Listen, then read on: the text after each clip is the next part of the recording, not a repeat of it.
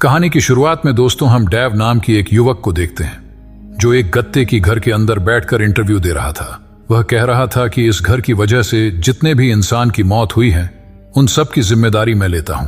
उसने ये भी कहा कि ये घर तो मैं बस लोगों मेरा काबिलियत दिखाने के लिए बनाया था। इसके बाद सीन शिफ्ट होती है और हमें आज से 3 दिन पहले की सीन दिखाया जाता है जहां डेव की गर्लफ्रेंड एनी एक ट्रिप से वापस आई और उसने देखा कि डेव के कमरे में एक छोटा सा गत्ते का घर पड़ा है। उसने डेव को आवाज लगाई तो डेव ने उसे उस गत्ते के घर के अंदर से ही जवाब दिया। साथ ही उसे वेलकम करते हुए बताया कि यह पूरा घर उसी ने बनाया है। पर एनी को इस कार्डबोर्ड के घर में कोई दिलचस्पी नहीं थी तो वो उसे इग्नोर करके नहाने चली गई। वापस आने पर उसने देखा कि डेव अभी भी अंदर ही था। सवाल करने पर डेव ने उसे बताया कि उसे इस घर को बनाने में 3 दिन लगे और अब वो रास्ता खो गया है।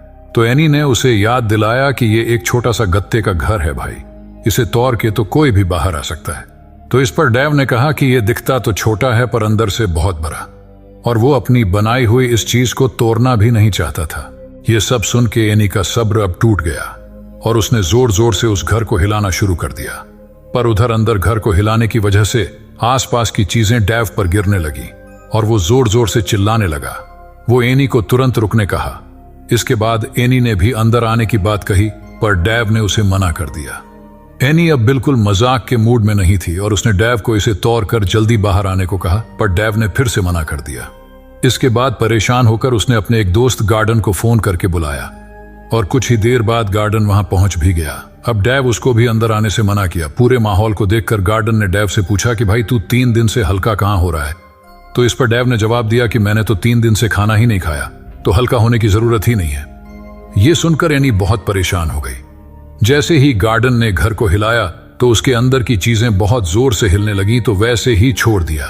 अब उनके पास कोई चारा नहीं था, इसलिए उन्होंने एक एक करके काफी सारे दोस्तों को वहां बुला लिया।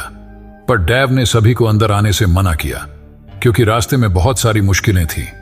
लेनार्ड ने यह सब देखकर घर वापस चला गया। अब बेचारी एनी बहुत परेशान थी। एनी और डेव दोनों को ही एक दूसरे की बहुत याद आ रही थी। इसके बाद एनी ने अंदर जाने का मन बना लिया और बाद में उसकी देखा देखी बाकी सब भी साथ जाने को तैयार हो गए। हैरी और उनकी टीम सबकी वीडियो बनाने वाले थे। अंदर जाने पर सबको एहसास हुआ कि डेव बिल्कुल सच कह रहा था क्योंकि वो गत्ते का घर अंदर से बहुत बड़ा था। सब अपने आसपास देख ही रहे थे कि तभी दीवार छूते वक्त गार्डन के हाथ से हल्का सा खून नीचे गिरा जो गत्ते पर गिरते ही एकदम सूख गया। हैरी और उसकी टीम एनी और गार्डन के साथ थे। वही दूसरी ओर जैन और बाकी लोग अलग से घूम रहे थे। थोड़ी ही देर में उन्हें समझ में आ गया कि यह भूल भुलैया बिल्कुल भी आसान नहीं होने वाली।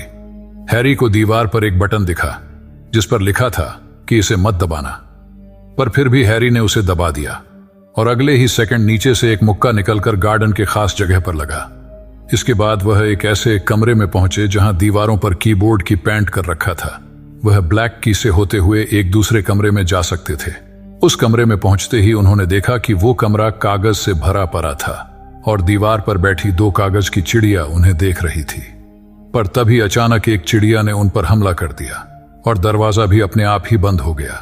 पर एनी ने देखा कि वहां एक बहुत बड़ा चीरा बना हुआ है जिसके अंदर से वे निकल सकते हैं। एनी को तो इस बात पर विश्वास ही नहीं हुआ कि कागज की चिड़िया में जान कैसे आई।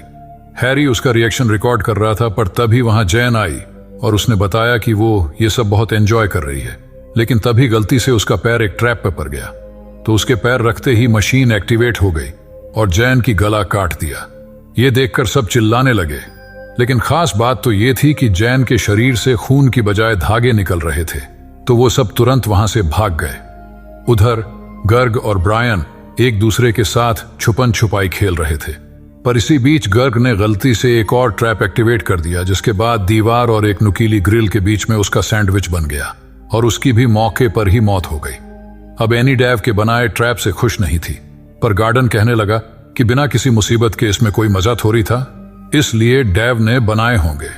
तभी ब्रायन भागते हुए उनके पास पहुंची और गर्ग के बारे में उन्हें बताया और वह जल्द से जल्द सबको लेकर उस जगह तक पहुंची। पर वो सब ये देखकर हैरान हो गए कि गर्ग की लाश वहां पर थी ही नहीं बल्कि खून के निशान के साथ साथ वहां एक बहुत बड़े पैर के निशान थे। ये देखते ही गार्डन ने कहा कि ये पैर जरूर एक आदिमानव की हैं। अब एनी ने फैसला किया कि वो इस गत्ते से बनी भूल भुलैया को काट कर सबको बाहर निकालेगी। पर एनी के दीवार काटना शुरू करते ही बहुत तेज हवाएं चलने लगी और उन्हें एक अजीब सी आवाज सुनाई देने लगी, मानो कोई उन्हें ऐसा करने से रोक रहा हो। फिर भी एनी दीवार काट तो ली, पर अब उसके सामने एक और कमरा था। अब सभी डरते डरते उस कमरे में गए, पर ब्रायन वहीं रुक गई। सबने उसे कमरे में आने को कहा, लेकिन तभी पीछे से एक दानव बहुत तेजी से आया और उसे अपने साथ ले जाकर मार डाला। तो सभी डरकर अपनी जान बचाने के लिए वहां से भागे और उन्हें डेव मिल गया। एनी सभी को एक छोटे से दरवाजे से निकलकर एक ऐसे कमरे में ले गई थी जहां गत्ते के टेबल और चेयर पड़े हुए थे। उस कमरे में पैर रखते ही डेव और एनी की आपस में बहस होने लगी और सबने डेव को ही जिम्मेदार ठहराया। पर डेव ने कहा कि मैंने तो सबको अंदर आने से मना ही किया था, मेरी गलती कैसे हो गई। अब उसने सबको अपने पीछे आने को कहा और वो सबको एक दरवाजे से दूसरे कमरे में लेकर गया, जहां पहुंचते ही वह सभी गत्ते के कार्टून बन गए। ये देखकर सबने डेव पर चिल्लाना शुरू कर दिया, पर उसने सबको उस पर भरोसा रखने को कहा। पर तभी वहां एक राक्षस आ गया और सबकी जान बचाने के लिए डेव ने उन्हें उसके पीछे आने को कहा। इसके बाद वह एक पाइप की मदद से दूसरे कमरे में पहुंच गए, जहां आते ही वो सब वापस से इंसान बन गए। उन्होंने पाइप को ढक दिया ताकि वो राक्षस उनके पीछे ना आ सके। यहां सभी लोग इतना घबरा चुके थे कि वो आपस में ही लड़ने लग गए। आखिरकार डेव ने उन्हें बताया कि इस भूल भुलैया से निकलने के लिए उन्हें पहले ही इसे पूरा बनाना होगा। पर एनी सुनते ही उसे ये करने से मना कर दिया और सभी लोगों को जल्द से जल्द वहां से बाहर निकालने को कहा। डेव ने चुपचाप उसकी बात सुनी और सबको अपने पीछे आने को कहा। पर रास्ते में उन्हें एक ऐसी दीवार दिखी जो डेव ने बनाई ही नहीं थी। उधर लेनर्ड भी वापस घर आ चुका था और वो भी उस भूल भुलैया में घुस गया। अंदर घुसते ही उसे सबसे पहले जैन का कटा हुआ सिर दिखा और इसी बीच उसकी पीठ पर एक गत्ते से बना कीड़ा चिपक गया था, जिसके बारे में वह कुछ नहीं जानता था। उधर डेव सबको अलग अलग कमरे दिखा रहा था।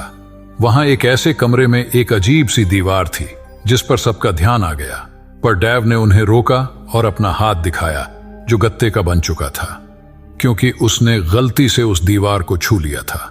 अब तक सबको ये एहसास हो चुका था कि ये भूल भुलैया खुद से ही बन रही है, तो इससे परेशान होकर डेव ने सबको उसकी मदद करने को कहा ताकि वह पहले राक्षस को मारकर इस भूल भुलैया की चैलेंज को पूरा कर सके। पर इस बात को सभी लोगों ने साफ मना कर दिया और इस बुरी हालत में हैरी ने डेव का इंटरव्यू लेने का फैसला किया। ये इंटरव्यू वही था जिसे हम कहानी की शुरुआत में देखे थे। डेव ने इंटरव्यू में दिल खोलकर बातें कही और बताया कि उसने ये सब सिर्फ अपने टैलेंट को प्रूव करने के लिए किया था।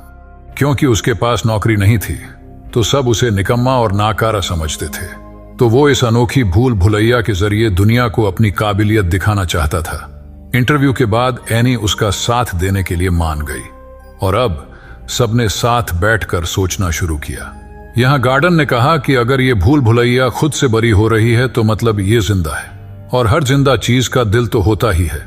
डेव उसकी बात से सहमत था, पर उसने तो इस भूल भुलैया का दिल बनाया ही नहीं था।